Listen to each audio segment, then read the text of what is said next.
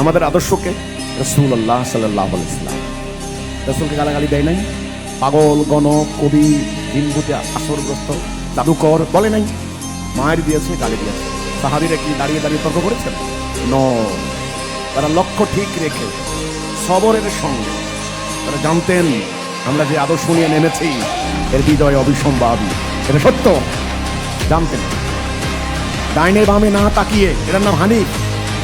তারা একাগ্র লক্ষ্যে সবরের সঙ্গে তারা জিহাদ করে গেছেন, আল্লাহ ওনাদেরকে বিজয় দান করেছেন। বিজয় দান করার পর বানের তোরের মতো ভেসে গিয়েছে। যদি পারো গালাগালি সহ্য করো, হজম করো, পাল্টা গালি দিও না। কুকুরের কাজ কি? ঘেউ ঘেউ করা। ওর মুখে কোনোদিন ভালো কথা, ভালো শব্দ পাবে না। কাকের শব্দ কি?